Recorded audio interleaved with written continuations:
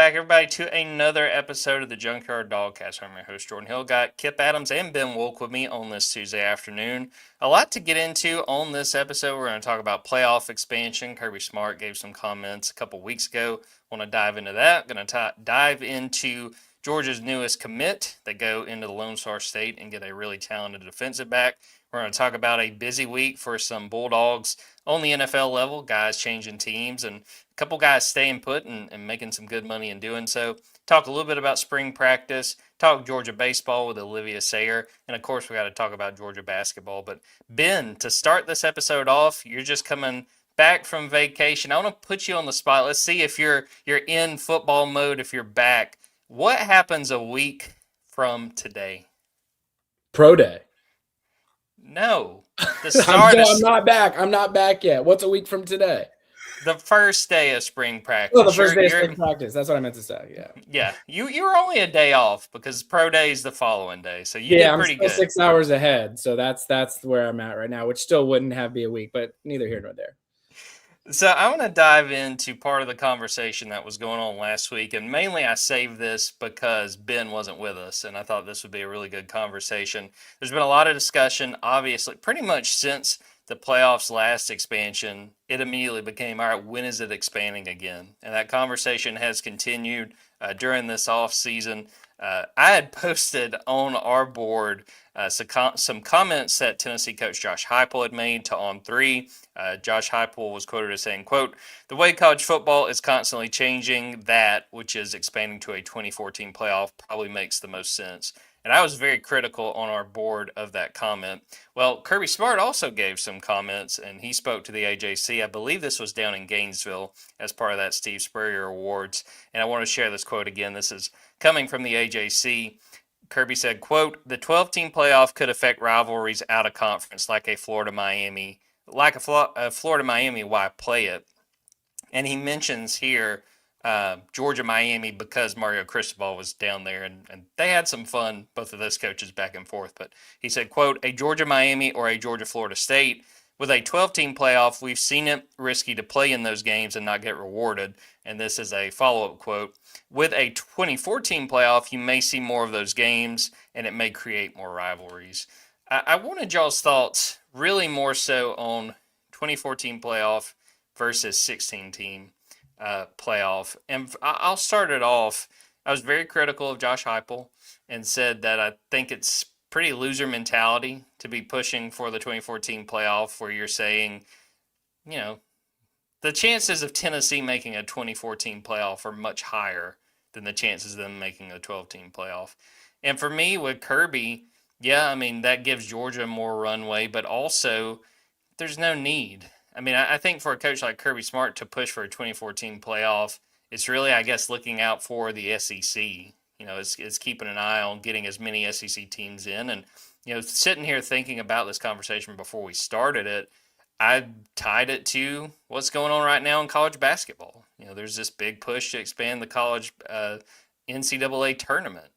And we're seeing, especially this year, there's absolutely no need for it. You know, you would argue that you could have less teams with how weak this bubble has been. So I'm someone that I don't see a lot of merit in the 2014 playoff other than more teams make money.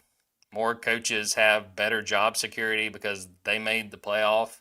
But I don't think it's good for the sport. I think it's good for a few select teams and in the bigger conferences that all of a sudden, you know, get to have a little bit more leeway in an attempt to make the playoff. And my thing with Kirby's point about the games, he said in the past, I think this was spring meetings last year, I guess that would have been last May, that games like Georgia Clemson are going to happen because TV wants it. And, you know, that's really not all that different from the SEC adding that ninth game.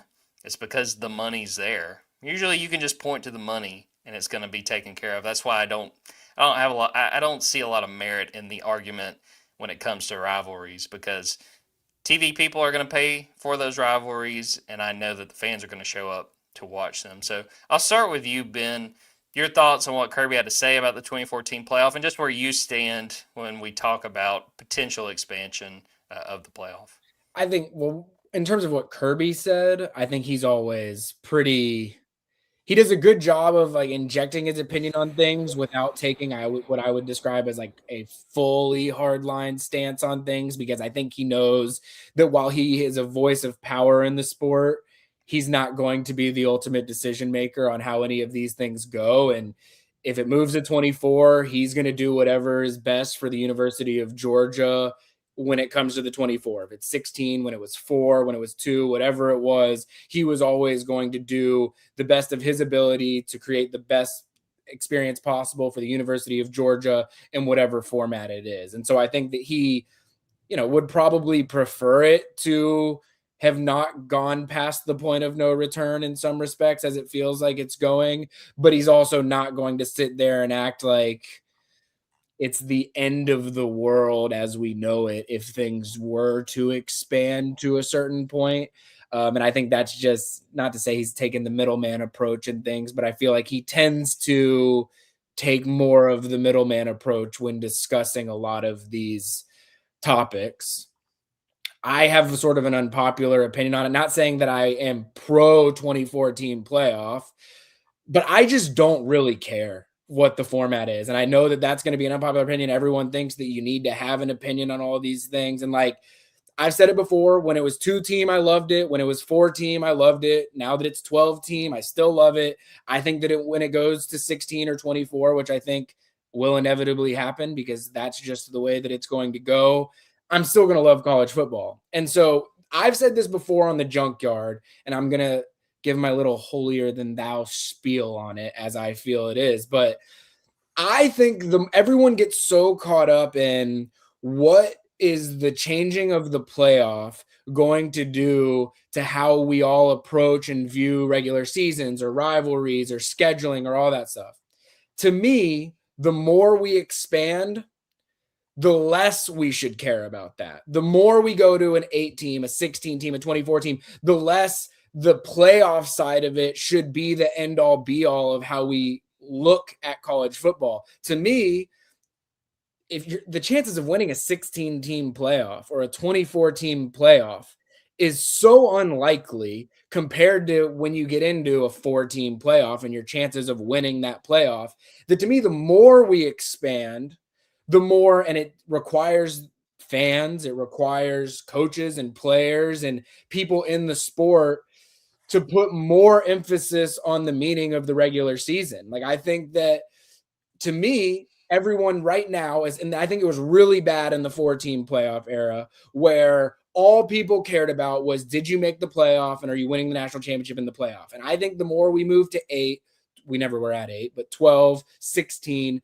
24, the more the end game should not exclusively be, did you win the national championship? How far did you make it in the playoff? Because again, the challenge of making that deep run, winning 3, 4, 5 games against teams that were capable of making a college football playoff or won 10 games, 9 games, and were able to make a playoff, putting the meaning on that deep run should be less important. And it should be more, do you win your rivalry games? How successful are you during the regular season? Do you schedule to, one of the points Kirby Smart was bringing up, do you schedule a game because you're not scared of missing the playoff if you were to lose it? Do you schedule a game against Michigan or USC that you now are canceling all those types of games because you're worried that if you lose that game, you're going to miss the playoff, a la Texas against Ohio State this year?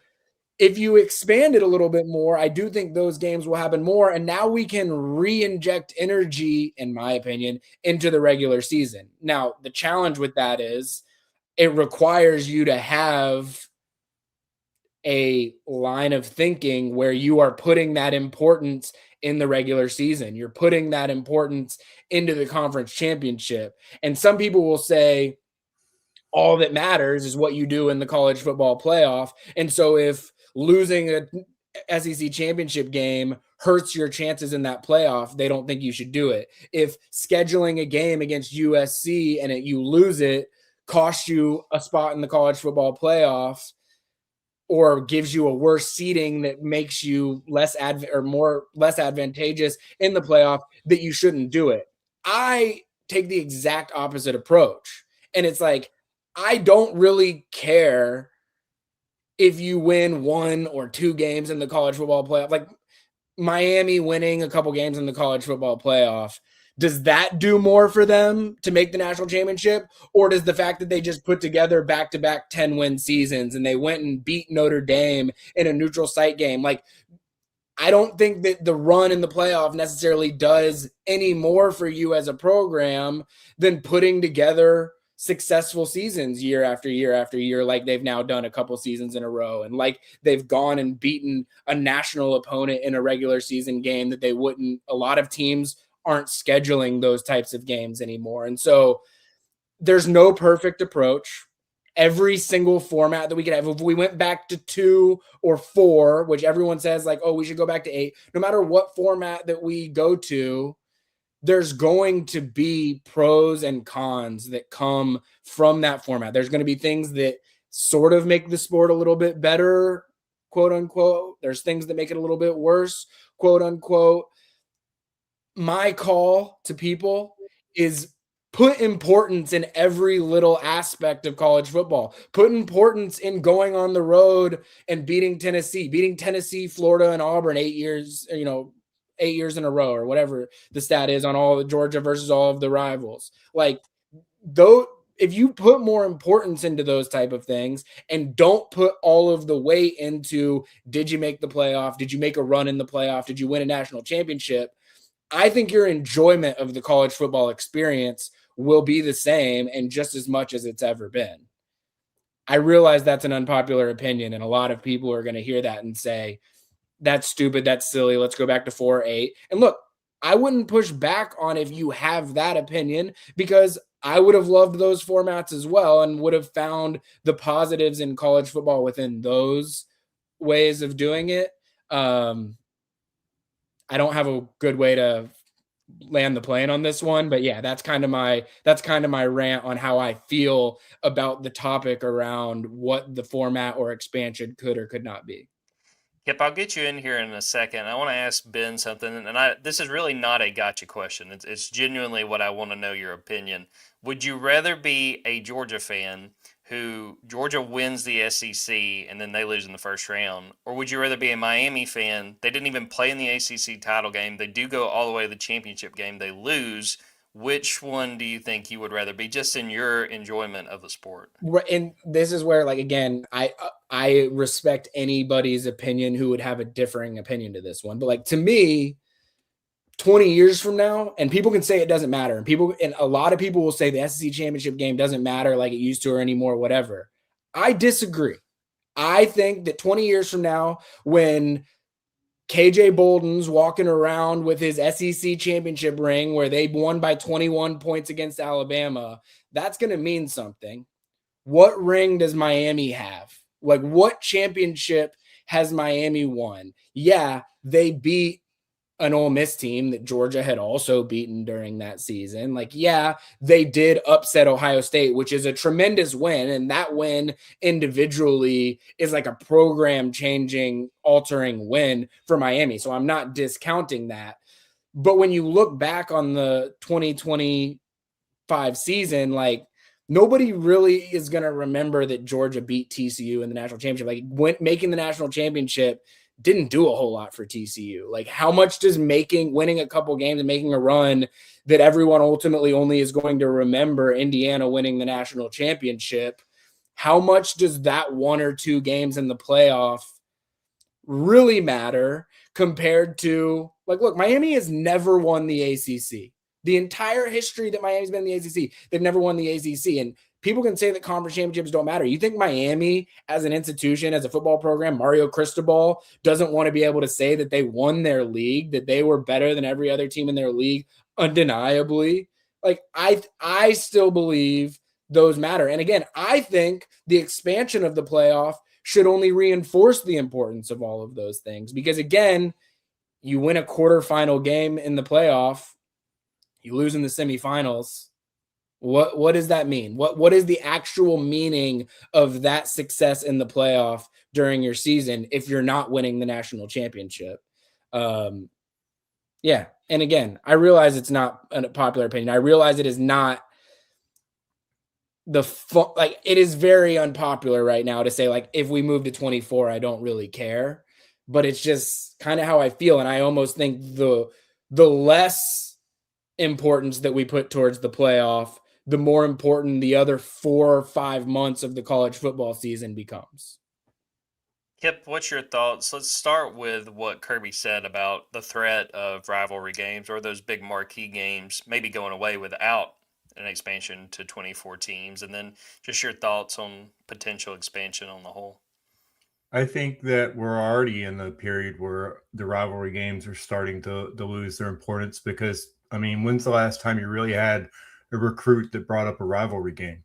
Like the players themselves don't really know the history between a lot of these teams. They learn a lot about it when they get there.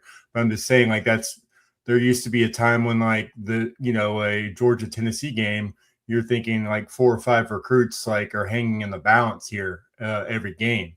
And he also had the conference championship. But I think the more that the conference championships lose their value, it also takes a hit on these rivalry games because you're not playing like for this I got to get to Atlanta situation. And I think Ole Miss and Miami just really drove that home that, we've been defending a conference championship game on the pod for years. And I'm like, it's a losing battle now. Like, we have proof of concept that, like, you could have a better path by not even playing in these games. And I think the coaches are starting to realize that too. So as far as like the rivalry games, it's like, is that going to be like the final ground where you just like say, we have to keep something the same in college football, and this is like the sacred area we're going to fight for?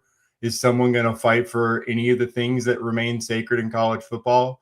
Like, we just had a whole bunch of nothing people meeting, and not once did I think any of us think like, oh yeah, like these are the people that have the actual sport, like what's best for the sport at mind in this. You never thought that. You never paid that meeting any attention. I think that's kind of where we're at right now, is what are we trying to protect here? And there's so many different things. Like, if we're expanding to 24 teams, like, just start the season in December at this point. You're completely just obliterating the regular season. Like, for me, I more so than ever, I draw the line at 12. Keep 12 the way it is right now. Move everything back. There are changes you can make that actually make the sport more enjoyable for people. Have the quarterfinal games be, on campus. Those games are awesome. Okay. And Georgia is yet to have the opportunity to play in one of those. But like, it just watching those games, I'm like, all right, the sport is fine if we still have games like that. And, if you want to make the regular season matter, like, why don't we standardize things? Like, why don't we have at the end of the season, the non-conference opponents like just get selected? Just make every team play a Power 4 team, play, a competitive group of 5 team, and then a third, the money game, a team that just needs the money. Like, if every team in Power 4 has that schedule, then you're not worried about things anymore. Like, the neutral site games, was like the first abomination to where, like, why are we not playing games on college campuses? This is what makes this sport different than professional sports. And that's like where fans are like going, are we just watching the NFL now? Like, is that what this is?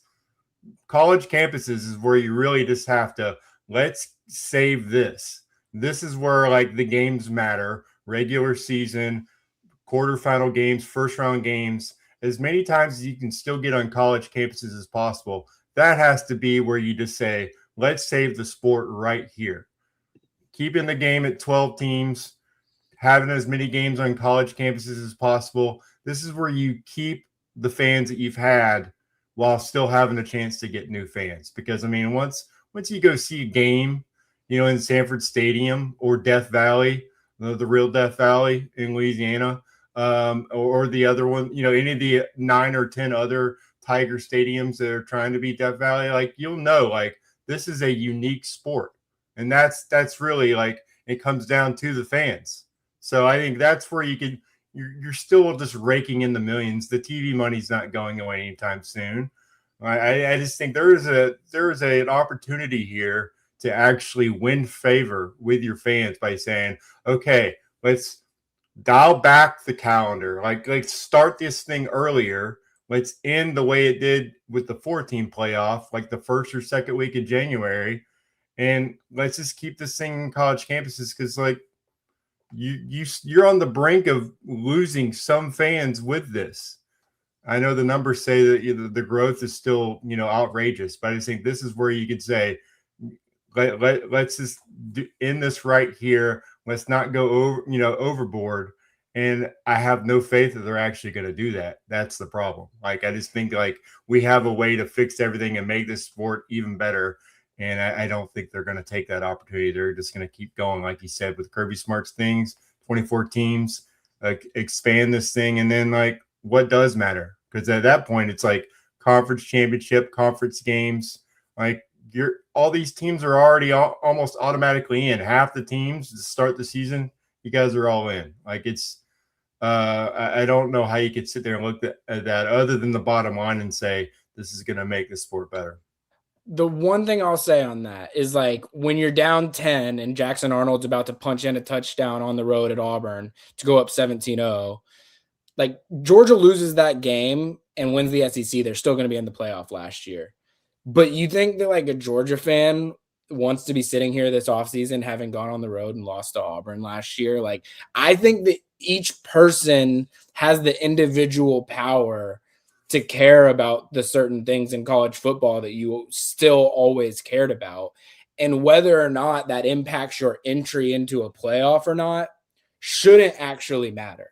Like I think people should be able to individually separate the playoff from everything else that happens within college football. And like, yeah, more teams might end up having access to the playoff, and teams that maybe quote unquote didn't deserve to be in the playoff end up being in the playoff.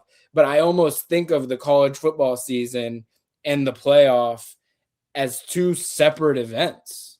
And I know it's hard for a lot of people to do that, but I think like when Georgia plays Florida next year, I'm going to be thinking of that as a Georgia-Florida game, not as what will this mean for the college football playoff. And I think that each person has the ability to do that. And if you don't want to do that, then you're choosing to let the playoff magnify your view of college football more so than all of the things that everyone claims to want to love and hold on to as it relates to college football.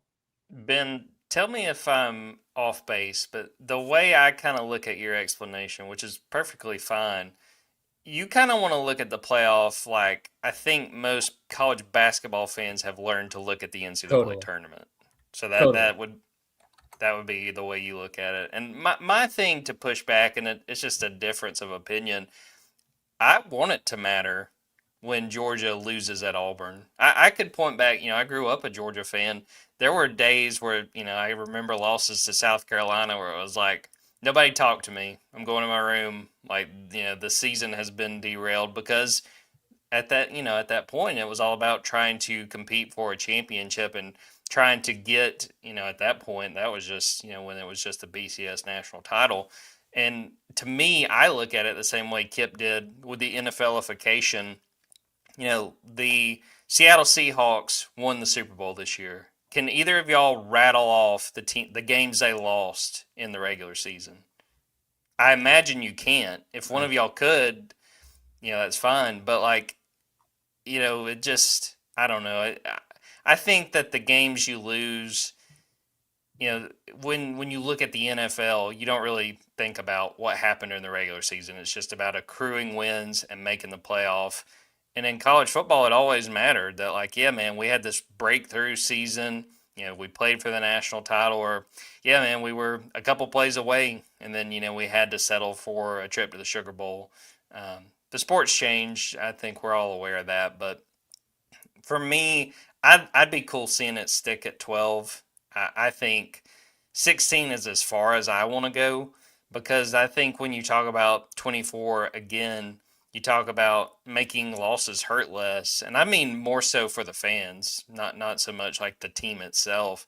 But also, if we're talking about 24 teams, are we talking about like 8-4 teams, making the playoff? Like, I just think we're talking about, I'm trying to think about like who that would be from like the Big Ten SEC kind of perspective this past season. There's just, I think I don't want to see this turn into the NCAA tournament because I just don't think that makes as appealing a product as, hey, 12 teams that legitimately have a chance, and probably like 10 teams. I think when we get to 24, we're just inviting more people to the table just so people can say, hey, we got invited. It didn't go well, but we got there. Yeah, at 24 teams, you're letting like 9-3 Michigan and USC in. And then like talking about the Georgia-Florida game, like that'd be what, the 7th game of the season. Georgia might be 6-1 or 7-0. So it's like at that point, they're a win or two away from already clinching a playoff spot.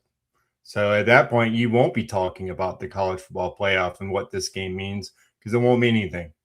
Win or lose, it's not an elimination. It won't be an elimination. It won't be an elimination game. We can for agree. Florida, it probably will. I'll just say that. But for Georgia, it'll just be like, well, if they slip up, they can slip up 2 more times and be fine. Well, and that's where I want to make the clear distinction of like, you're right. That wouldn't be a playoff elimination game. To me, that doesn't mean that the game wouldn't matter or mean anything. It just means that if you lost, it wouldn't be a playoff eliminator. And like, I think that if we were still in the BCS format and losing a game in week 6 was a death sentence on your season, I'd be totally fine with that format as well. I want to make that very, very clear. But I don't think that a death sentence in week 6 is required for me to think that a college football season is still enjoyable. It does make for like the scheduling, the timing of your schedule make more like you want the team, your schedule front loaded probably, because if you're playing like Missouri, South Carolina, like Georgia's next season, a 24 team schedule, and those teams already have 4 losses, like they got half their team getting ready to get in the portal. They would be out. But if you have teams with 2 losses, like then you're an elimination game for a bunch of other teams.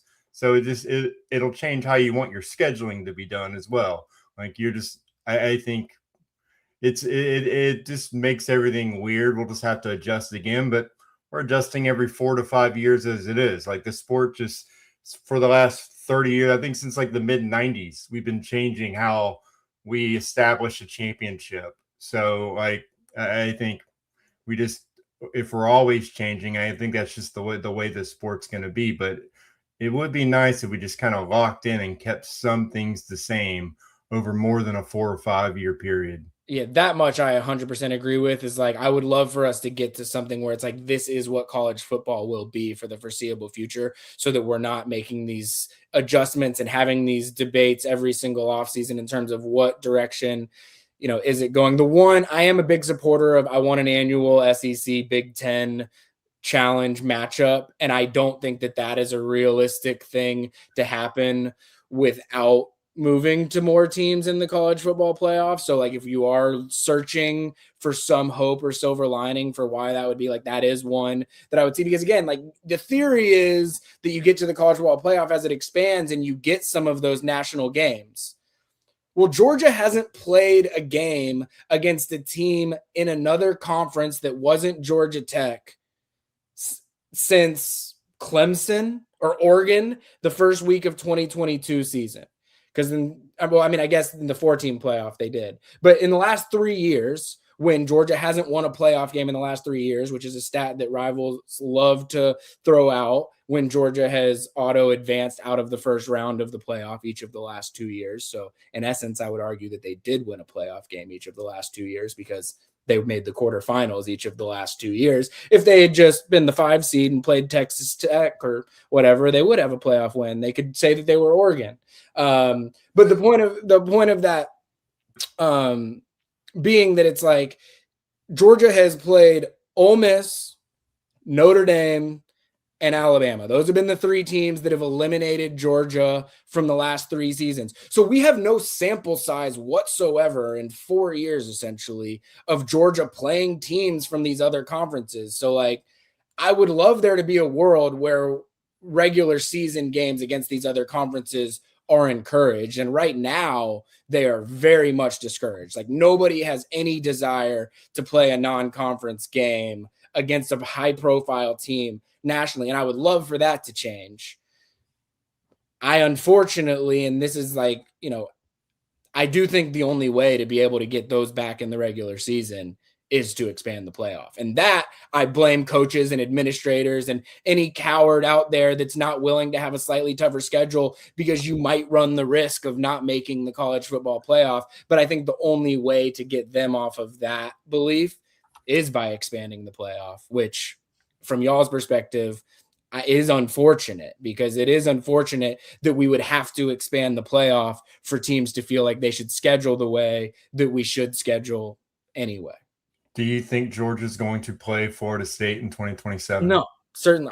I'll unofficially report that here. Georgia will not be playing Florida State. In fact, I'll say this. I've heard Florida State originally didn't want to cancel the game because they didn't want it to be viewed like they were like cowering out of that game against Georgia, but Georgia was like reaching out to all of the teams that they had scheduled. Ohio State, Florida State, Louisville, I think, was on there, basically saying like, there's just not really a world in the current format where we're going to be playing these games. So yeah, those games aren't going to happen. And I think that's a shame. And I do think it's a shame that I think the only solution for how we can get those games back in the regular season is by expanding the playoff, because I don't want to be the guy that's saying like we have to move to 16 or 24 for things to get right in the regular season, because I don't want to live that. Like, I want whatever the format is, I'm going to make the most. Stop letting schools schedule their own games. Like, well, maybe, and that's where I think you mandate a Big Ten SEC challenge. And it's like, you just like in the ACC, SEC, or whatever they do in the regular season in basketball, it's like wherever you finished last year, you guys end up starting the season 1 versus 1, 2 versus 2, 3 versus 3, whatever it is, however they end up deciding that. It's like, let's stop scheduling games 8 years out where these teams are doing it. And these conferences need to come together and do something where if the Power 4 conferences all mandate matchups between them, I think that naturally will sort of change things itself, because everyone will be forced to be playing these certain types of games. No, I can get behind that for sure. I wanted to read this YouTube comment from Jansen Roberts 2616. My personal opinion is that any format that facilitates 9-3 and 8-4 teams getting in is garbage. But at the end of the day, I'm watching my Dogs in college football, and I think with all of us, making these opinions, we're in it for the long haul, and we're just hanging on. I will say this. Peak off season, this went like 20 minutes longer than I thought. Well, I take personal blame for that. I'll hand up. Welcome back, Ben. No, I think it's great, man. We're in the middle of the off season. We got to have stuff to talk about. Speaking of stuff to talk about, Georgia got good news on the recruiting front on Friday night. They land 4-star cornerback Jerry Outhouse Jr. From Fort Worth. Big commitment for Georgia. They beat out finalists that include Texas Tech, Arizona State, Florida. Ben, what can you tell us about Jerry Outhouse Jr., how Georgia won this recruitment, and just how big this is for the 2027 class? Well, I knew that Jerry Outhouse Jr. was a big target for Georgia when, I want to say this might have been last spring. So like spring 2025. And it was like the first or second day that coaches could get on the road. And Dante Williams was at North Crowley High School. And I was like, it's weird to me that he's going out to Texas on like the second day of the coaches' viewing period. And you look at North Crowley's roster, it was pretty obvious who he was, without it being told directly to me, like, hey, he's out here to see Jerry Outhouse Jr. It's pretty obvious who he was out there to see. And so the fact that he was prioritizing him that early, like he could have, like that's before official visits for the 2026 class were happening. So he could have been going out and seeing certain guys in the 2026 cycle that he needed to see, which obviously he was doing that as well. I think he also saw Chase Calicut on that trip. So there were other reasons why he was going out and doing that. But the point being, like, it was pretty clear last spring that he viewed Jerry Outhouse Jr. as a top target. And then he went to see him, do a home visit with him at the very beginning of January. And it's been, I think pretty clear watching Jerry come on a visit in the fall that it was going to be a Georgia versus Texas Tech battle. And Texas Tech had prioritized him very early as an in-state guy as well. But, this is a long, athletic guy that could play a few different spots in the defensive backfield, but I think will project as a boundary corner. At least that's where they view him at this exact point in time. Georgia wants, just like Texas wants to come into Georgia and get some guys out of Georgia, Georgia wants to go into Texas and get some guys out of Texas that they like. We've seen in the past, Dante Williams has relationships on the West Coast, and he has some relationships in the state of Texas that I think have proven valuable for a bunch of different prospects. I mean, you look at it right now, and I know he's committed, and Oregon's flirting with him, and Miami's flirting with him, but you've got Dante Williams from the West, or not Dante Williams, you got Dante Wright from the West Coast in the class. You've got Jerry Outhouse from Texas in the class. Like, those are the two regions where Dante Williams had pre-existing relationships coming into his time at Georgia. And we're seeing that pay dividends now in year 3 of Dante Williams recruiting the class of 2027. So yeah, talented player, someone that Georgia clearly identified that they wanted to get in the class early. Anytime you're dealing with Texas Tech or any of the Texas schools for that matter, the recruitment doesn't go away. Like, you still have to win him until the end. But I think getting him committed as early as they did will help them angle for him only taking the one official visit to Georgia and allow you to really key in on the rest of the DBs that Georgia is going to try and bring in this class, presumably alongside Jerry Outhouse as well as Dante Wright, though the Dante Wright one is going to be a big time fight with Oregon until the very end, and probably Miami too, for that matter. Georgia now with 6 commits in the 2027 class. And I'm glad you mentioned Dante Wright. We had a question before we went live about, how that factors in with Jerry Outhouse Jr. Jerry Outhouse was on social media pushing for Dante Wright to stay in this class. So it's been highlighted. It's going to be a recruitment to follow going forward. All right, we are going to take a quick break. We're going to come back. We're going to talk about some free agency moves for some former Georgia Bulldogs. Talk a little bit about spring practice, talk Georgia baseball, Georgia basketball. Want to make sure and tell folks to go subscribe to Dawgs247.com. If you really enjoy the show, that helps us tremendously. If you join us over on the Junkyard, still got the 50% off sale for a VIP membership. Pay just 50% on an annual membership. Great time to sign up. Spring practice, as we said, is a week away. We've got Georgia basketball getting ready, trying to make a run during March Madness. Georgia baseball's got its first SEC series coming up on Friday. We got recruiting going. Ben's back and rolling with everything you need to know about the 2027 class and beyond. So great time to sign up. Hope you guys will join us on the Junkyard. So we'll take a quick break and be right back.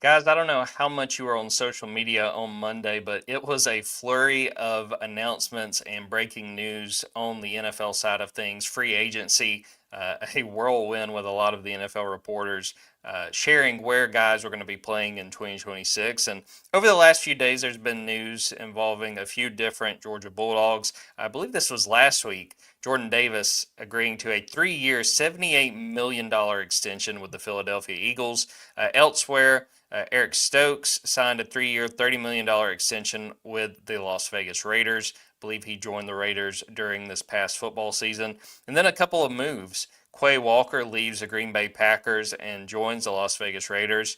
And Nakobe Dean also goes to Las Vegas. He leaves Philadelphia to join the Raiders. Saw a report, I believe it was Underdog NFL, saying that Nakobe was kind of between the Dallas Cowboys and the Raiders and went with his gut and went to Las Vegas. So don't know what that says about Dallas, but just wanted to throw that out there. Kipp, is there one of these fits, whether it's a guy staying like Jordan Davis or Eric Stokes, or one of the guys that just found a new home that you really like, that you're excited to see what they do in 2026? Well, first off, the Jordan Davis news is just huge for Georgia. Like, that's Georgia's arguably greatest success story.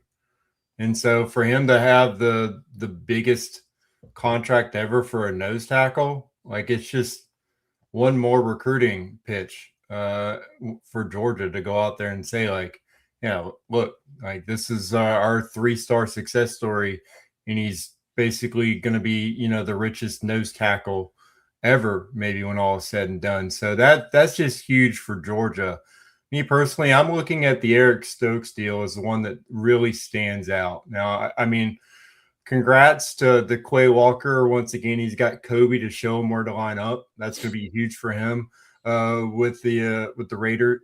But I think Eric was kind of like on the way out with the Packers. Like, he just settled for this prove it deal with the Raiders, and then he proved it.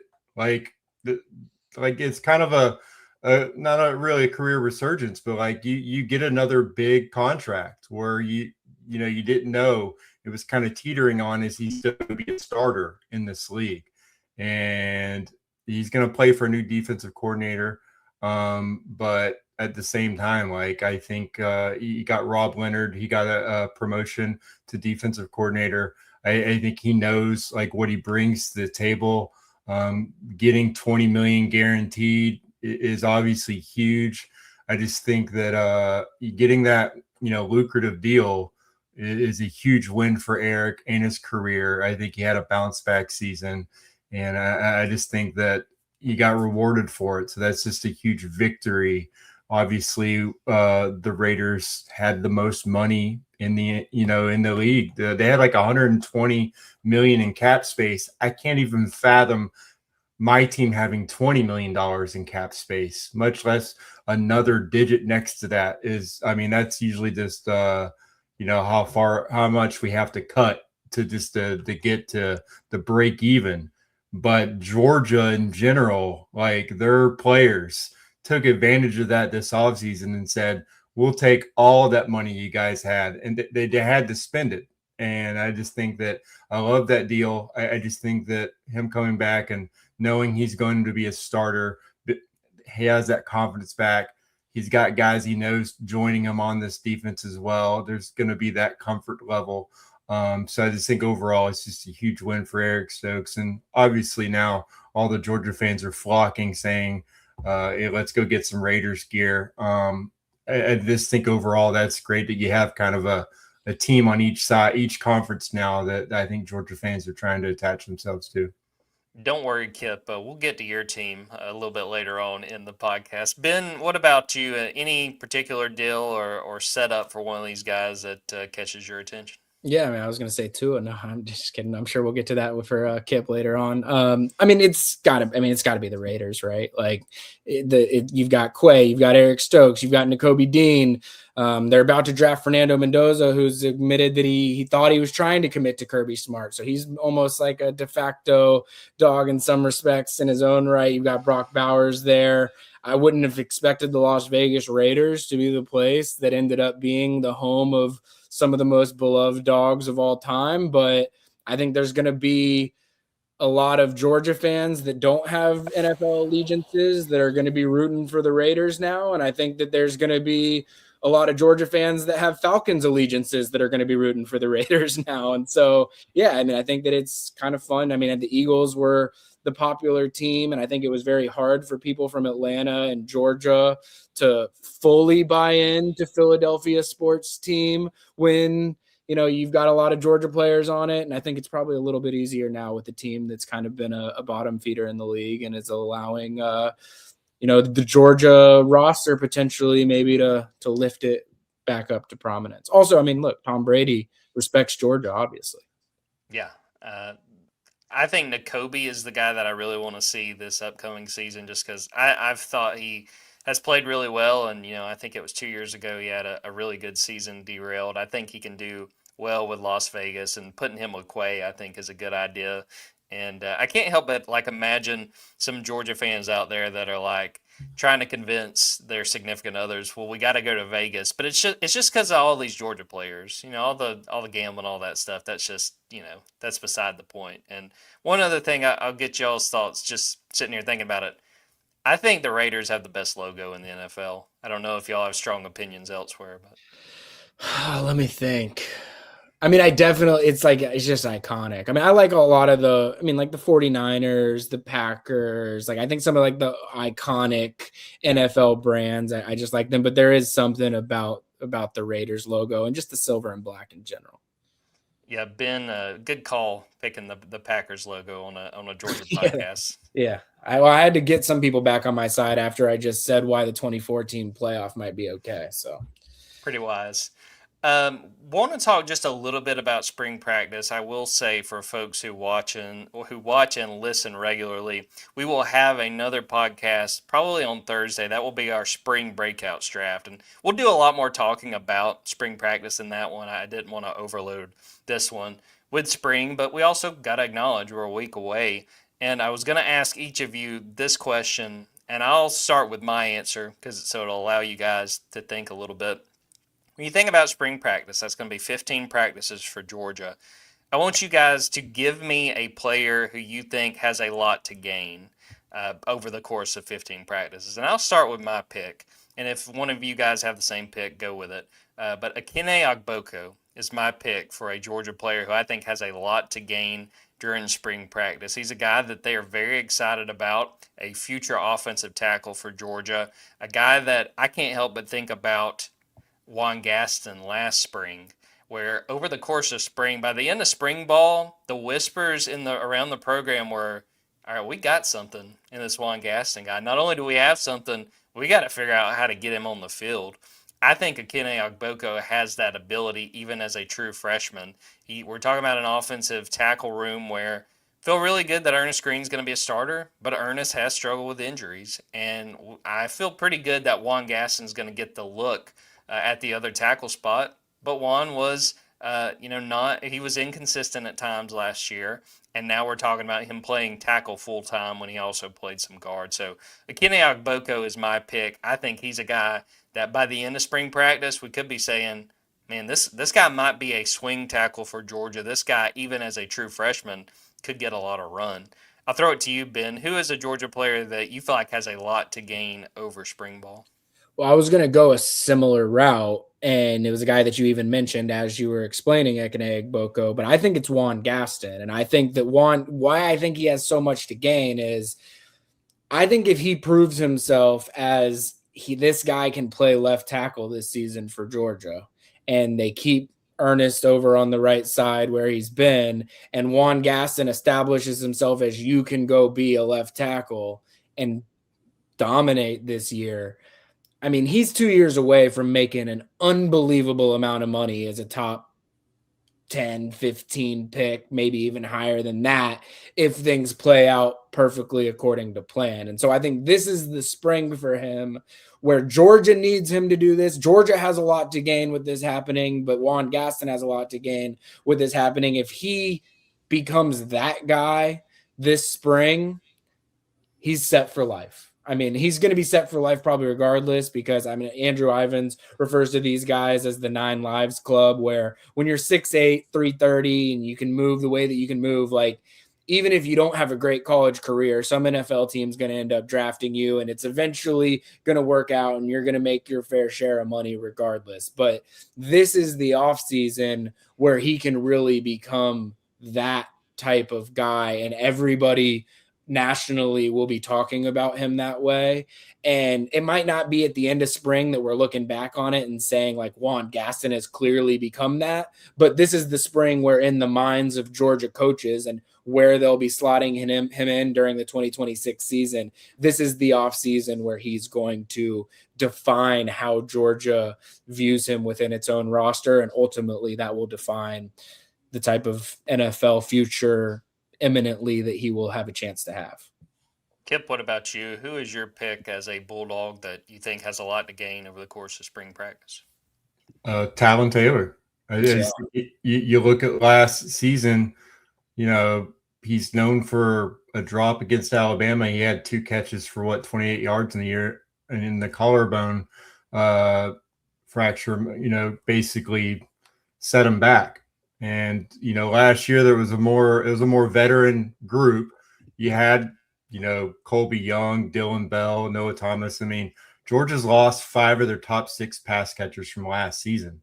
All right. As of right now, you got London Humphreys coming in as your returning number 1. You went to the portal and got Isaiah Kenyon from Georgia Tech. But I mean, this is a guy that the reason why everyone's like, why didn't Georgia go crazy at wide receiver is because the Georgia coaching staff loves what he brings to the table. And they thought so last year. I mean, that's why he was in there in that critical moment against Alabama running that route, because they're like, this guy's, has it all. Like, we know he can make a lot of plays. This spring is a chance for him to show everyone and to be like, okay, my time is now. Like, they need me to be a part of this offense and to be, one of the 3 starting wide receivers for Georgia this season. So I just think if you can, gain Gunnar Stockton's trust, but also help Gunnar Stockton to be more comfortable as a returning starting quarterback, become a go-to guy for him, I think that'll really set him up for the summer and fall camp from a confidence level and just overall. Like, it's just one of those questions. What is this offense going to look like with those guys gone, with a returning quarterback, with your running backs returning? What are you going to look like out there? And I think the wide receiver position is arguably the biggest question mark, and Talon Taylor is arguably the most talented guy in that room. So I just think it's a huge spring for him and overall for Georgia's offense in general. If he comes out just looking like a true number 1, then everyone's like, okay, this offense could really do anything this season. So I just think it's a big couple of weeks for him. I like the Talon Taylor pick. Great There pick. was some preview I wrote, and it was before these positional previews, where I was just kind of talking in general about the receiver position. I didn't mention him, and oh my God, the Junkyard was furious. Why do you not have Talon Taylor on there? And I was like, hey, hand up, put him on there. That was my bad. I think he's got a lot of potential, and honestly, really excited just to see these second-year receivers with him, with Tyler Williams. I wrote about C.J. Wiley on Tuesday. Thomas Blackshear, I think, could be a guy that people are sleeping on. You look at it and say, yeah, you lost a lot of experience, but a lot of opportunity in that wide receiver room this year. I think that's a great pick, Kip. And I think the fact that they only went and got the one big X type of receiver tells you a lot about how they already felt about some of these young guys. And I think Talon Taylor's right there at the top of the list. See, you guys really fell for my trick because, yeah, that made for a good segment. But now I know who you guys are really going to be keying in on the spring breakouts draft. You guys got to be quicker than that. I didn't even think about the fact that we were doing that later this week. So, yeah. Good thing I went with my third choice. Yeah, I mean, I tipped my hand completely, so I don't know what I'm going to do now. I'm going to have to go back to the drawing board overnight. Super excited to do that draft again. That'll drop on Thursday. It's always one of my favorite things we do. The spring breakouts, the fall camp breakouts draft, those are always fun. I hope you guys will tune in and will also listen to that as well. All right, let's talk about Georgia baseball. The Diamond Dogs have been playing really well. Getting ready for the start of SEC play. Brought back on Olivia Sayer, who covers Georgia baseball for us over on Dawgs 24/7. Checked in with Olivia with some thoughts about what Georgia did during non-conference play and what we should be watching for this weekend. So let's jump right into our conversation with Olivia. Want to welcome Olivia Sayer back onto the show, and we've got some catching up to do on Georgia baseball. Georgia now 15-3 overall, entering SEC play with 4 straight wins after taking care of Queens over the weekend. Olivia, the first time we talked about this team getting ready for the start of the season, we talked about big questions. We talked about the things you wanted to learn about this group. What do you feel like you have learned? What sort of stood out to you from what Georgia has done through 18 games this season? There's a few things, and the first of all would just be the depth of this team, especially offensively. It's something that Wes Johnson talked about a lot before the season. The players talked about it. The pitchers talked about having to face a lineup this deep. But you look at what they've done so far, I believe it's 12 different Bulldogs have a home run and 4 more have recorded a hit. So they have a lot of depth and they can sort of mix and match those lineups. That being said, I do think we learned that they kind of like the top 3 of their order to either be Ryan Black and Brennan Hudson at the top. Hudson just started batting leadoff a couple of days ago. I believe it was game 2 of the doubleheader, and he hit there that one and Sunday series finale. Did great in both of them. So I think him and Ryan Black at the top of that order are 2 really solid options. And then behind that, to have Trey Phelps, Daniel Jackson, and then either Michael O'Shaughnessy or Henry Allen or whoever else sort of fits matchup analytical wise, I think they feel really good about that part of their order. And then in terms of the pitching staff, kind of the same thing with the offense. They're sort of learning who can fill that starting rotation versus who's a little bit better out of the bullpen. I think Dylan Vignew showed a lot of improvements this past weekend. He threw a complete game no-hitter, albeit it was 7 innings, but he was 1 hit away from, or not a complete game no-hitter, a complete game shutout. He was 1 hit away from it being a no-hitter. But he sort of incorporated that slider a little bit more. And if he can continue to work the way he did against Queens, he could be someone that could fill that starting rotation for SEC play. And then Caden Aoki and Joey Volchko are both solid pieces. They did battle a little bit of adversity in this past start, but the fact that they got through it is just going to help them out once SEC play begins. So to answer your original question, I think guys are just starting to fill into certain pieces, and Georgia's starting to see where they can use all of them. Who impressed you the most to this point in the season? And you can take this any way you want to as far as hitting, pitching, fielding. Who really caught your attention? Daniel Jackson, without a doubt. I think what he has done through the team's first 18 games is incredible. Saw it yesterday. He is actually ahead of pace on home runs than Charlie Condon, who won the Golden Spikes Award in 2024, was through 18 games. He has 14. I believe Condon had 13. So what he's done has just been incredible. He's on pace to shatter so many records. He has a bunch of stolen bases, the long balls. He's also getting hits. He's being excellent behind the plate. I think he's played in almost every single game that Georgia's had, which is really impressive for the catcher position, especially considering how many doubleheaders they have. And when talking with Jackson, he was sort of just talking about how he's shored up his approach at the plate. He's not really doing the whole home run or bust mindset anymore, which he got into a little bit last year, which is where you saw that strikeout rate creep up. But he's still hitting the home run. So whatever adjustments he made over the offseason have definitely worked. Looking at the pitching to this point, has anyone caught your attention as a potential ace on this staff, or do you think that's something we're going to have to continue following into conference play? I think Joey Volchko's done an incredible job as the ace, and I don't really see that shifting anytime soon. I thought maybe Caden Aoki could slide into that role, but he's had a couple of ups and downs. So I think they really like Volchko in that position. His fastball command's improved a lot since his first start. He's incorporating that off-speed mix into his arsenal, and he's done good. And like I mentioned earlier, he's also battled some adversity. There was one game, I believe it was his third start, where he was getting infield singled to death, and he battled through it. He got through it, didn't give up that many runs. And then this past weekend, to go through the rain delay and still come out and have a solid outing, I think those are both going to help him going forward, and I think he's definitely ace material for this staff. As we get ready for SEC play, I did want to give you an opportunity to talk about an injury and an injury update. Where are things with Kenny Ishikawa, and what do you sort of expect as far as him coming back? So when he first got injured, Wes Johnson targeted the Tennessee game, which would be this Friday, as his return date. He was a little bit ahead of schedule, according to Johnson.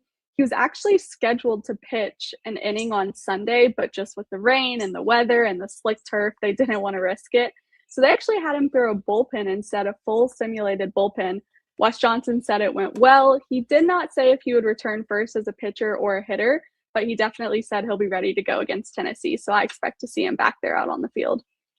So talking about this Tennessee series, first, what are some lingering questions you still have about this team that you feel like conference play is only going to give you the answer? I would say the back end of the bullpen, because there's still so many guys, and it's only natural when you add that many new faces to the roster. You have the ones that have started, you have the ones that have sort of solidified themselves, But there's still a bunch of questions as for who's the closer on this team? Who are you going to bring in a one-run game in the 8th, the 7th innings? And so I think once conference play starts and you're starting to see a better quality of lineup, some guys are going to start stepping up, and that'll help that solidify into place. Looking at Tennessee, a lot of questions with a new head coach, and sort of like Georgia, they've had a few bumps in the road during non-conference play. What interests you the most about this series with Tennessee? I would say the home runs. They're playing at Foley Field, who, like Tennessee's ballpark, has a really short outfield, especially when you look at the 314 in right field. So I think there's going to be a lot of home runs hit between these two teams. They both have power. They both are really good offensively, even Tennessee with its new head coach. And I think it should be a lot of fun to watch. When you look at this series for Georgia, what do you think they have to accomplish to try to start off SEC play by winning the first series? I think you need to get some good starts on the mound from whoever you're rolling out there in your starting rotation, whether it's Joey Volchko, Matt Scott returned to the mound this past weekend and looked pretty good. Kenny Ishikawa might get a chance there. Dylan Bighue. I'm thinking it's probably going to be one of those 4. Maybe you get a Zach Brown in there. But I think you need really good starts from them because there's been times, especially last year, where Georgia's gotten behind early. You just don't want to do that in conference play, especially with a team as good as Tennessee, because once they bury you, they can take advantage of it. So get a good start, get the offense, continue getting those hits, and then the home runs will come. That series with Tennessee will start 6 p.m. Eastern time on Friday. A big one for Georgia getting into conference play. Olivia, thanks so much for popping on, and thanks for doing a great job covering Georgia baseball for us over at Dawgs 24/7. Yeah, thank you for having me. Always a pleasure. All right, let's talk a little Georgia basketball. Georgia basketball, 22-9 on the season. They ended the regular season on a high note. On Tuesday, they beat Alabama 98-88, a fantastic game featuring a 32-point performance from Cannon Catchings. And then they followed that up on Saturday. They beat Mississippi State 102-96. Cannon Catchings wound up being named SEC Co-Player of the Week. Fantastic outing and a fantastic week for him. Georgia ends the regular season with 22 wins, sets a new program record for wins in the regular season. And before I give you guys a chance to talk about it, I wanted to shout out some of the folks before the season. I had us all predict how many games Georgia would win. Ben just missed out on 31-0. You know, a lot closer than it's ever been, probably. A lot closer than I thought it was going to be. Jeffrey Cockerham on Twitter, and then over on our board, 44 Dog 44, hit 22 games exactly. Did a great job. And I'll shout out to G-Dog 18. He said the upside was a 22-9 season. Fantastic season. Georgia's done a really great job. Before we talk about the postseason, I'll throw it to you first, Kipp. Just the job they've done to be in this spot, and now we're talking about them being a 7 seed in the SEC tournament, and as we'll talk about in a few minutes, maybe being a 7 seed in the NCAA tournament. Yeah, this really isn't helping my argument that we don't need to expand the playoff, because what an entertaining season. Like, just the highs and lows for Georgia. But at the same time, yeah, I think knowing that going into the conference tournament, knowing you're in the tournament is got to be a new feeling for most Georgia basketball fans. I just think, again, back-to-back tournament invites, it's huge. And then also, imagine this, a conference tournament that actually could have an impact on a postseason tournament, like seeding. I just think there's some value there in that. So, yeah, I think credit to Mike White, credit to, a lot of the players, just learning new roles, emerging, like some of the guys as of late that have been playing outstanding basketball. I think just Jeremiah Wilkinson, his role changing through the season. Blue Cane is established himself as someone that is just a nightmare for, SEC opponents. Like, he just does a little bit of everything. You hate playing guys like that. And he's established his game. So, I mean, they had some signature wins, some true quad one wins against teams that, I mean, winning at Kentucky most Georgia fans don't remember the last time that they did that. That was just and then, beating a top 20 Alabama team, that was just such a huge moment for Mike White and this program. So really credit to him overall, and you gotta like where they stand right now. I mean, you want to be playing good basketball at this point in the season, and I think Georgia's playing as well as most teams in the conference. I wrote about after last season, especially after Georgia had lost Silas Demery Jr. and he transfers to UConn, and Eric Pastrana, Mike's top assistant, leaves for Miami, that this offseason is probably going to determine how the rest of Mike's tenure in Athens goes. Hey, knocked it out of the park. Did a great job accumulating talent. They did a great job of figuring out roles. They did a fantastic job in the middle of February. I mean, I feel very fine with sharing that I thought this was going in the wrong direction. And I thought that this was a ship that was sinking and was probably going to be holding on for dear life to make the NCAA tournament. And credit to them. They bounced back. That win at Kentucky. I was a freshman in high school the last time that Georgia won in Lexington. So it had been a minute.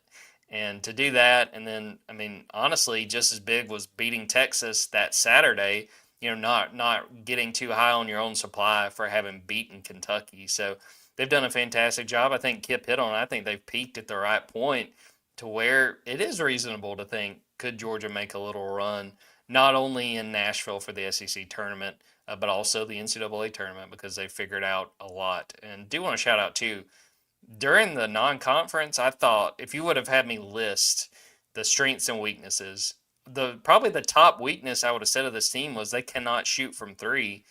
It looks like a strength right now. It seems like they can't miss. They deserve a lot of credit for sticking with it. And even when they were struggling, Mike White was very adamant. I'm confident in my shooters. Those shots are going to fall, and that confidence has paid off. Ben, what do you think of the job Mike White, the players have done to be in this position? 22 wins at the end of the regular season and getting ready to try to make some postseason noise.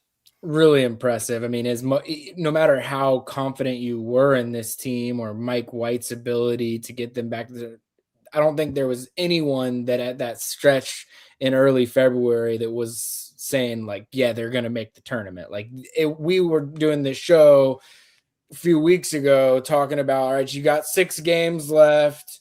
You've got to find a way to win 4 of them. And like, how are you really going to piece together 4 of them? We were sort of debating a little bit about, this is not meant to pat myself on the back, Jordan, but we were debating like, can the Alabama game be a winnable game or can it not be? I think one thing that we've learned is, for some of his flaws that he's had throughout the year, like the team has been different since Jeremiah Wilkinson has returned. They can score the basketball with anyone when he's out there. Cannon Catchings has hit another gear. And I think that has been an ultimate game changer because he is just such a physical mismatch with his length that he just creates a lot of problems for teams when he's scoring the way that he has over the last 2 weeks. I know some people might be saying, Ben, you were on vacation, and I got to watch both of these games from my trusty little Irish pub in Florence, Italy. So I know what happened. I enjoyed myself while I was getting to watch Georgia win a couple of key basketball games last week.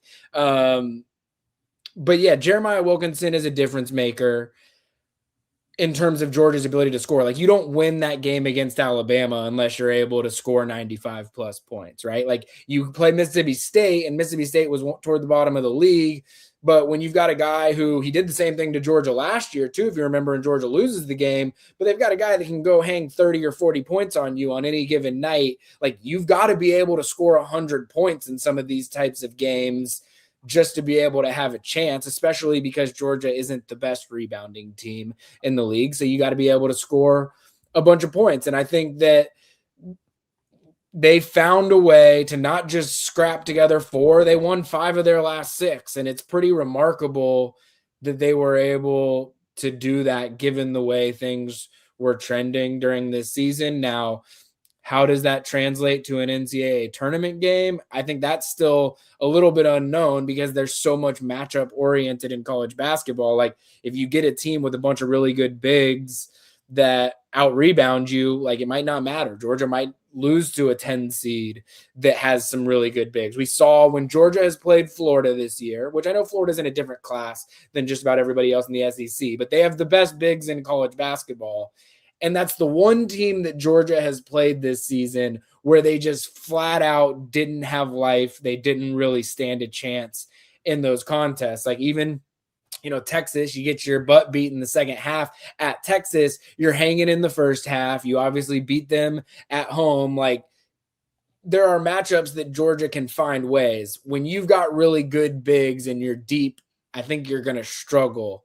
So Georgia does need to get matchup lucky, but if they're hitting shots like they have been, if Jeremiah Wilkinson is as confident offensively as he's been the entire season, and if Cannon Catchings keeps the form that he's in, this is a Georgia team that can win some games in the NCAA tournament. And I'm not saying they're going to make a deep run because we're really not trying to get ahead of ourselves in terms of how we talk about this basketball team.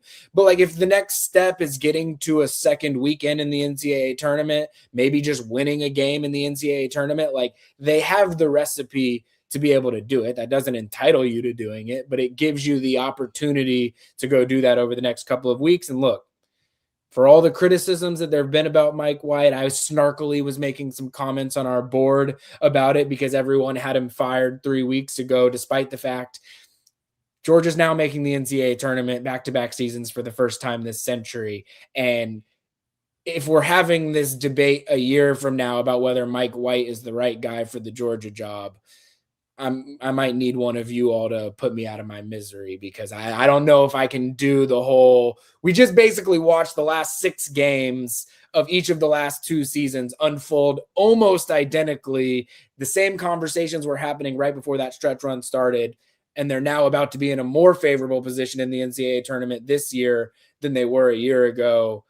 I think we should give Mike White his grace period during any dips that might happen during the season. I think Georgia fans are maybe learning the hard way what the emotional turmoil of a basketball season even is truly like, and that when you go on the road and you lose by 15 in a second half to Texas, like sometimes you just gotta take it on the chin and live to see another day. And I think that the response from this Georgia basketball team is the most admirable thing of it all, because they really were close to being down and out, and they've put together some of the best wins of the season since then. Yeah, it's been 24 years since Georgia went to the tournament in consecutive seasons. So it happened this century. Stand corrected. Just the turn of the century. So you were close. And 2, it was 24 years since they won an NCAA tournament game. Ben, I did want to ask, did you get any like pushback when you like to get those games on in the pub? Was there any kind of conversation? Not really. I mean, at first it was like, I don't think we're going to have that game. And then I was like, I came in here earlier. I talked to a guy that seems like he runs the place. He assured me that they were going to be available. So then, there was a little bit of language disconnect between Mississippi and Mississippi State that we had to work through, so that they were finding the Mississippi State game, not the Mississippi game. But yeah, eventually they got it on one of the TVs. Everybody else in the place was watching Italy versus England rugby match, and I was watching Georgia Mississippi State, and I loved every second of it. Just means more. So I want to talk a little bit about the SEC tournament that's going to get started on Wednesday. Georgia has a first-round bye. Georgia will play the winner of 10-seed Texas and 15-seed Ole Miss. I think, realistically, for Georgia to be able to move up in the seeding, and again, these are all projections, so we don't know necessarily what it'll be for the NCAA tournament, but you're seeing a lot of 8-seed for Georgia, but trending toward a 7-seed. I think Georgia would feel good about being able to move up that seed line if they're able to win 2 games in Nashville. And if Georgia were to win that first game between either Texas or Ole Miss, they would play Alabama in the quarterfinals. So I'm going to set you guys up. I'll start with you, Kipp. How far does Georgia go in this tournament? If you're listening to this, I have the bracket pulled up for the folks watching on YouTube. How far does Georgia go? And I want you to give me your championship game in the SEC tournament and who wins the tournament. Oh, my gosh. Okay. I will say that Georgia wins 1 game but loses the rematch against Alabama, which is I mean, I could feel everyone collectively rolling their eyes while listening and watching. And I think that puts them on a coin flip for 8-7. But I mean, there still is the kind of that risk that they lose to Ole Miss or Texas. Like, couldn't they be a 9 seed? Like, I think it gives them a fighter's chance. It depends on what happens to other teams. I do think that that Alabama team is a team that's kind of set up pretty well for this format. I actually think, you know what? Like, I'm trying to look at overall who I think could win this thing. I could see Alabama, Florida being the final. I'm not going to pick against Florida right now. Like, it's just, I get it. Like, I could just try to find some, I mean, this conference is outstanding, and all these teams have anyone can get hot and make a run, but I just look at the depth and just remember when they played Georgia, just seeing these guys have 9 bigs out there. Like, there was just guys rolling out every their third string guys just looked like they could get a double on any given night. And so I think the kind of depth that Florida has, I'm not going to pick against them. I think they are set up to win both tournaments right now again. So that's where I'll go. It's kind of an easy choice, but I do think I don't know. I think if Alabama's shooting well, I think they could go on a little run. And Georgia caught them. It was a good matchup, and if Georgia's shooting lights out, then they could end up being the team that gets to face Florida again. But I just don't think, at this point, are we in the stage where it's better to not have to play those extra games? I don't know, but either way, I just really like the roster Florida has right now, and I think they're set up for the tournament well. Ben, how far do you think Georgia goes? And like I did with Kipp, give me your championship game and who wins the SEC tournament. I think it's interesting because Georgia's first game that they could play will be against a team that they are capable of losing to. We've seen them lose to both of these teams. Their one truly not good loss of the season was at home against Ole Miss. And so I think a lot of how far Georgia makes it is dependent on who wins that game. Because I think if Ole Miss wins that game, I think Georgia will win that matchup because they lost to him at home, Mike White's alma mater. I think that there will be a little bit of extra personal incentive to win that game against a team that's just flat out not as good as Georgia this season. The Texas one's interesting because they're bubble, they're desperate. They probably, I think one win probably gets Texas in the conversation where I don't want to say they're in, but they're going to be feeling a little bit better about things. If they get 2, I think they'll be feeling pretty good. So does the desperation of Texas supersede Georgia being maybe a little bit better of a team, even though we've seen Texas kind of boat race Georgia in the second half on the road in Austin? So I think that game is, if it's Texas, is a lot trickier, not just because they're obviously a better team than Ole Miss, but because they need that one to be able to solidify themselves in the tournament. I'll say I think Georgia finds a way to win that game, whoever it's against. I'm with Kipp.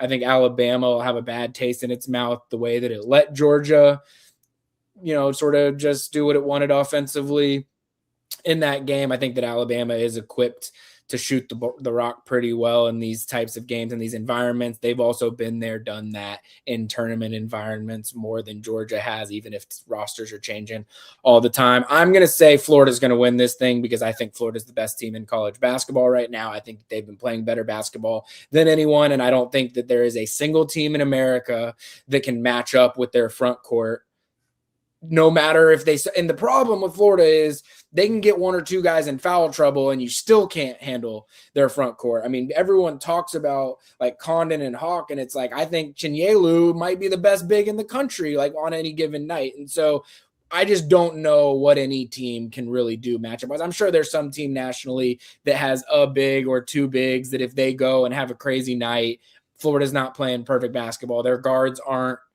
perfect. If Florida had hit on their transfer guards the way that they have in the past, I don't know how any team would be able to beat this Florida team. So I'm taking Florida to win. I'm actually going to take Arkansas to make it to the championship game, beat Alabama in that semifinal, make it to the championship game, and lose to Florida. I think that Darius Acuff is my favorite. There's a lot of really, really, really good basketball players and fun basketball players to watch in college basketball right now. I think this tournament is going to be one of the most fun in ages just because of how much talent there is across basketball. But I think Darius Acuff is my favorite player to watch play. He is just so fun. You know, he's a 6'3" guard, so he's not a small guard, but he's not like this big oversized guy. He's just a really technical, skilled player that has a mid-range game, that can play above the rim at times when you need him to. I love watching him play. I think that he'll lead them to the championship game where they inevitably fall to Florida, because it doesn't matter who Florida's playing right now. I think that Florida's going to win that game. I think we're all on the same page. I've got Georgia beating Texas in that second round. I kind of think Ole Miss is going to phone this thing in, because I think Ole Miss's season is just not going the way they had hoped. And losing to South Carolina, man, the other day, that was a new low in a season full of them. I've got Alabama winning that rematch. When you look at the SEC tournament, again, I think you're happy with having won that game in Athens. But I think the fact Georgia won that game makes me think it's less likely. I think Alabama's going to come in with a chip on their shoulder. And I'm actually with Ben. I got Florida and Arkansas in this championship game. I really like Arkansas. I mean, he talked about Darius Acuff Jr. I think that dude is a stud. Really interested if Alabama does beat Georgia. You know, for it to be a semifinal game, I think that Alabama-Arkansas game will be a must-watch. I think they went to double overtime in the regular season. So I've got it being Florida and Arkansas, and I'm with y'all. I don't think anyone's touching Florida. I think Florida's going to win this thing, and right now they're probably my pick to win the championship back-to-back years, which is crazy to think about that they did that back in the 2000s with Billy Donovan.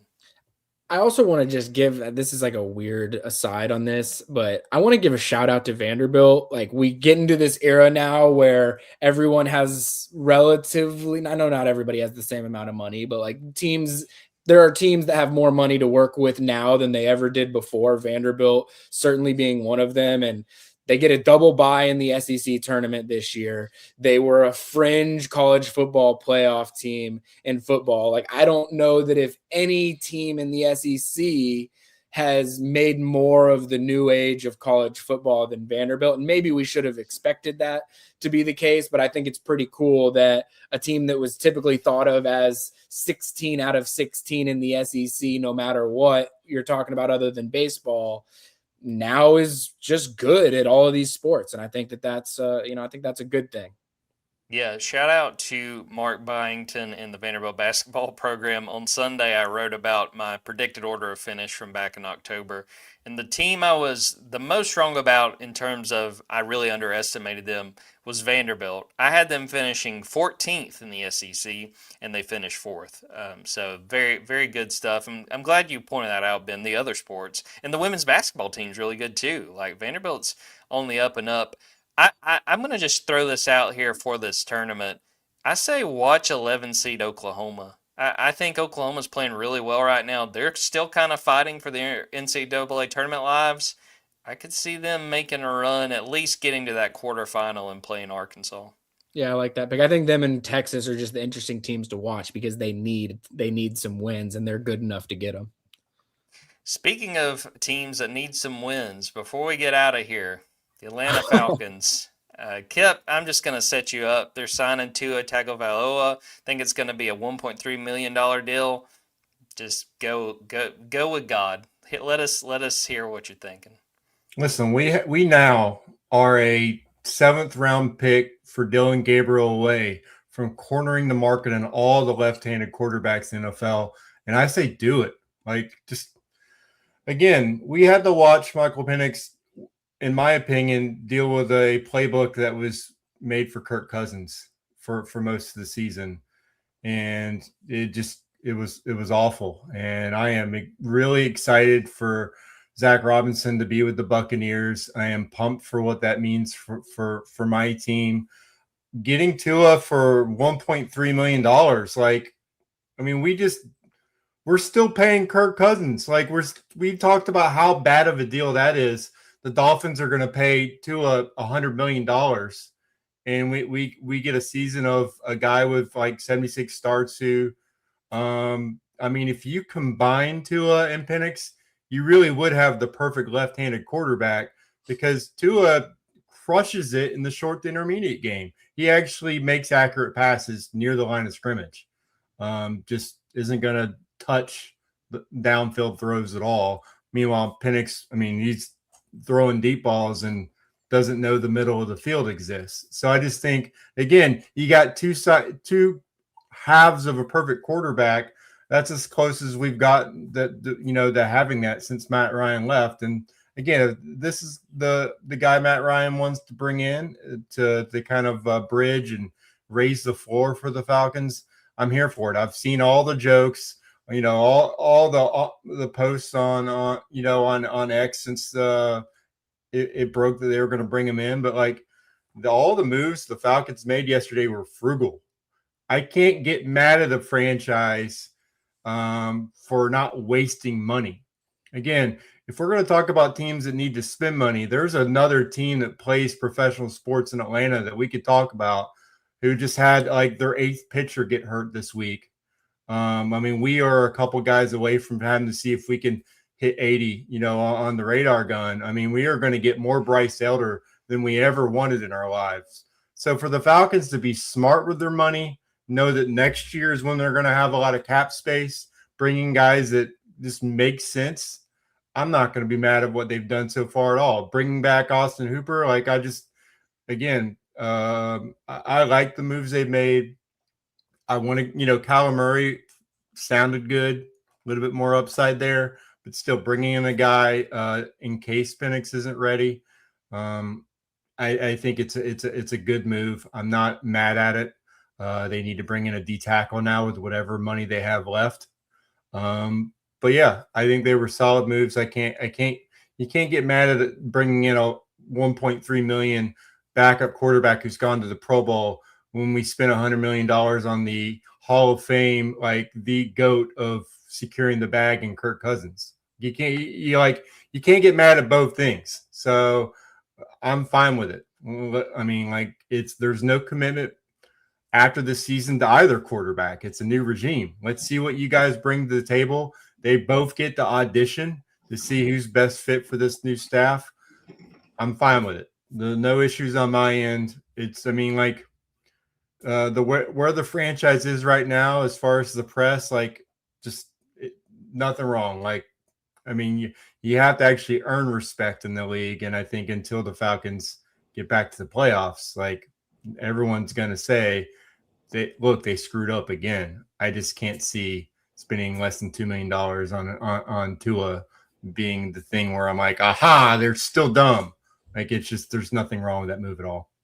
Yeah, I put this over on the board in our Falcons thread that I get it, but that doesn't mean I like it. And my biggest thing, Kipp was talking about, if you took Penix and Tua and put them together, that would be a good quarterback. You would also need that probably for them to avoid the injury tent because neither one of these guys can stay healthy. That's really my biggest concern with adding Tua. That do you still feel good about what you got at quarterback just in terms of having somebody to put out there? I was going to shout out, Kipp talked about what he's accomplished. The Dolphins graphic pointed out 4-time team captain. Pretty big accomplishment there for Tua, having your quarterback be the captain. But don't feel great about it. But it makes sense. But it's bad, Ben, when I'd gotten my hopes up for Kyler Murray. That was the point I had to get to, and even that didn't come through for me. I thought I was going to have to do the thing where I started to justify what the Falcons were doing, and Kipp would just be rolling his eyes at me. But it brings me pleasure to say, Kipp, we are completely in lockstep on this one. I mean, I get it, especially if you're like a Georgia fan that's a Falcons fan, and the heartache that Tua has caused you, and then he's kind of deteriorated in the minds of people in terms of what quarterback he is, and now you've got to support him. But it's like Kipp said, I think this is evidence the Falcons had a choice whether they were going to eat Kirk Cousins' contract all now or whether they were going to spread it over 2 years. And I feel like I mean, Kip, correct me if I'm wrong. Is this they're definitely just going to eat it all now situation? Well, he's going to be a post June 1st cut, and you know what? If he signs anywhere for, let's say he signs for $11 million, then the Falcons are completely off the hook for that signing bonus. And I think the way the market is, if he plays it right, he can get a gig somewhere. That's why Tua made sense at 1.3. Like, I'm just like, we're talking about like it's cheaper than any of the backup quarterbacks are getting right now. You're seeing guys that I didn't even know were still in the league signing for $6 to $8 million right now. I think Kyle Allen signed for like $8 million, and I was like, congrats to him. Like if we had signed him, it'd be like, what are we even doing here? Yeah, they're spreading it out. The $90 million, they're able to spread it out over multiple seasons, but the $10 million for this year, like it could be offset if he signs for $11 million, and they could use that. So I think they're just like holding out hope. Like take one option, take two off the table now, and maybe another team scrambles. And I think so far the market seems pretty good for Kirk to get a pretty good job. Like as soon as Kyler Murray signs somewhere, then it's like, okay, who do you have that actually started last season? There's only like 2 or 3 guys. And so I kind of have my fingers crossed. Like, can we get $10 million back in cap space? Wouldn't that be nice? Like that's where we're at. And I think that's an improvement right there. Like everyone's talking about how long these quarterbacks are going to last. Like, what are we expecting in 2026? Like, I mean, if they both stink, like, have we looked at this 2027 draft? That's what I was going to say. That's where I was getting at is like, if you eat as much of the Kirk Cousins contract as possible now, if any of that's offset, that's a bonus, but you eat as much of it now, you're playing with house money in 2026, more or less. And if Michael Penix turns out to be good and you have his backup is another lefty, that's probably not a terrible idea, especially when the contract that you're getting him at. If he doesn't turn out to be the guy and the new regime determines you're going to go in an entirely different direction, well, you're about to have 10 guys that you're going to be able to choose from in the 2027 draft that will be able to take you into whatever the new future of the Falcons looks like. So I think it makes a lot of sense. Now, do I think that means that the Falcons are going to be a competitive football team in 2026? No, not really, but it is the NFL. The mean is everyone's all relatively close to the mean. Like I think that if it works out, great. If not, you're going to free everything up after Kirk Cousins comes completely off the books. You're not married to anything with Tua, who's probably going to be more affordable than Kyler Murray was going to be able to be. And it gives you much more opportunity 27 and beyond. You guys have taught me into it. The Falcons are on the come up. I did want to say this too. Tyler Algier, you're always going to have a fan in me. I'm hoping he does well in Arizona. I knew he was going to leave, but still hated to see it. All right, we're going to end the episode right there. Thanks to everyone who watched this live, everyone who is watching or listening to it after the fact. Please go subscribe to Dawgs247.com. Again, we got that 50% off sale. Great time to sign up. Spring practice is just a week away. We're going to have more spring content. We're going to have the breakouts draft. We'll probably have a podcast after interviews next week. Maybe we'll get some availability, some viewing periods. We'll have to see on that. Georgia basketball is getting ready for March Madness as well as the SEC tournament. And I'll be in Nashville, so you guys stay plugged in over on Dawgs 24/7 and on social media for all that. And Georgia baseball, of course, going on as well. Subscribe to the Junkyard Dawgcast wherever you get your podcast. Please rate and review. Please like this video if you're watching on YouTube. That helps us a ton. Subscribe to the YouTube Dawgs 24/7 and go check out the TikTok. Just threw Jerry Outhouse's commitment on there because I figured some Georgia fans would like watching that one. That was a pretty entertaining announcement on Friday night. So we will end the episode right there. For Kipp Adams and Ben Wolk, I'm Jordan Hill. Until next time, take care, everybody.